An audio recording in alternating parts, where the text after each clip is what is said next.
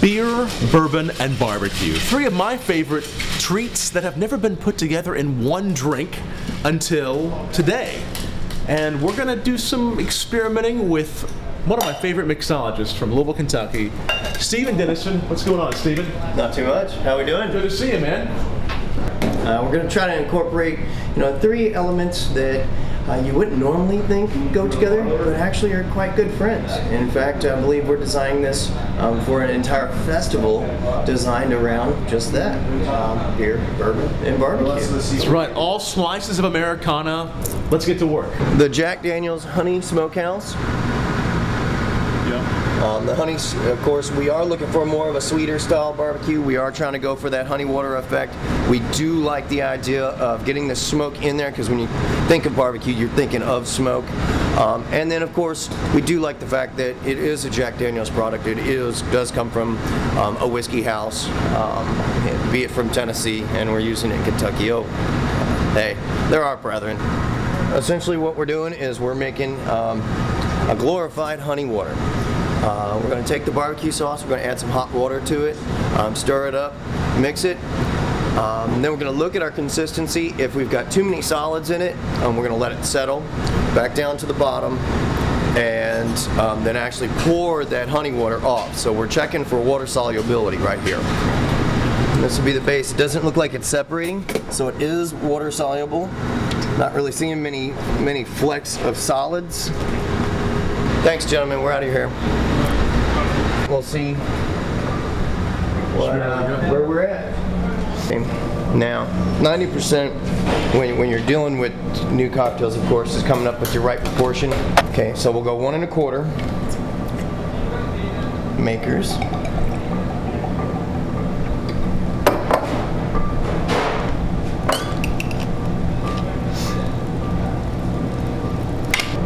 Why don't we go 1 ounce?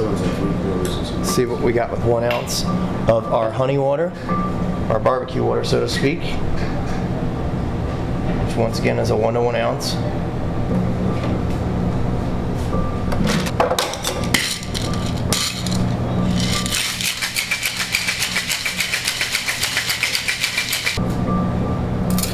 See what we got, and come back and try to fix it.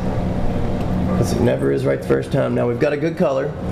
As we look, we'll let this one sit, but it's all the way through, fully incorporated, as Dave can attest to. We've got the ice cubes on top. We could include that, may not. How's it okay? Picking up smoke? Yeah, I'm just wondering if it's going to be too strong with the barbecue. But I think it might be wise for us first to look at the Hefeweizen. The foam, the Hefeweizen foam, yeah, and see what we got there. So, essentially, I guess about 1/3 bottle of Hefeweizen. We're dry shaking it, no ice. dry shaking. Now it's gonna want to explode here. Gonna keep our finger on it tight, not shake it too much. We don't want this thing blowing up in our face, because it's, of course, releasing the CO2. Lightly and delicately.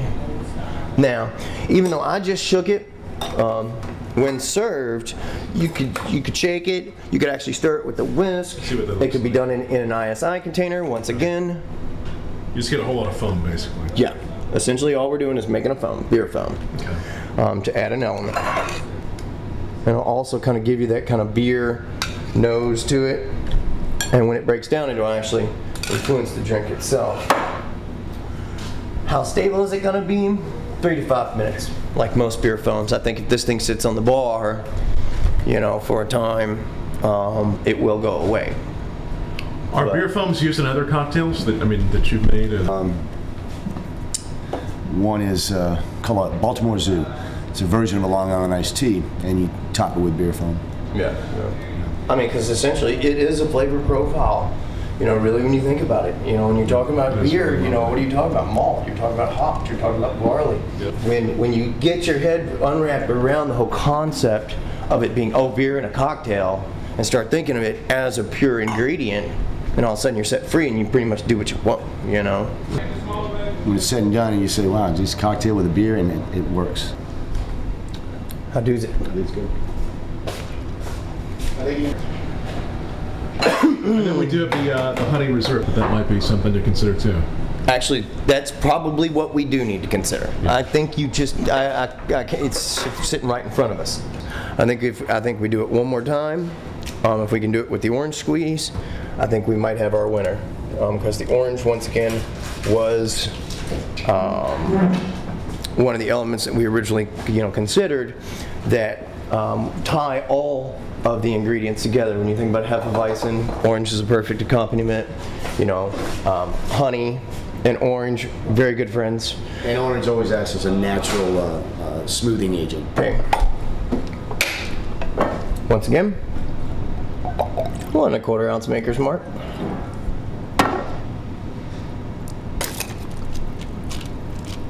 One ounce barbecue water.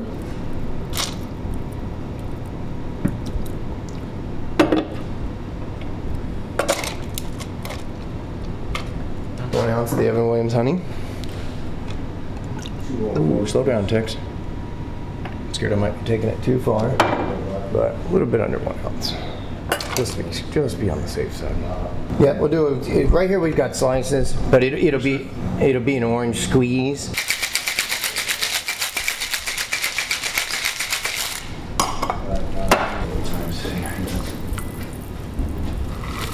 I need to check my other times. I need a case of early times. Okay. Yeah. This is, for some reason, actually almost looking a little bit better, a little more stable. Yeah, I guarantee you this will be our best one yet. Let's try her out. Once again on the nose, you get the Hefeweizen, that beer, kind of. That hits you first, doesn't it? Of course, yeah. And it's beautiful. Looks great.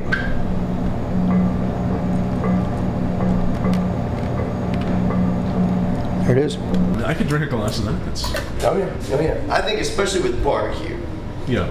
You do that in a tasting glass or in a, like in a martini glass like that. Have that with a pulled pork sandwich. You'd actually drink it with barbecue. Yeah. I think that's perfect to go with barbecue. We invite you to watch some more videos on bourbonblog.com. We only encourage responsible and legal drinking. Never drink and drive.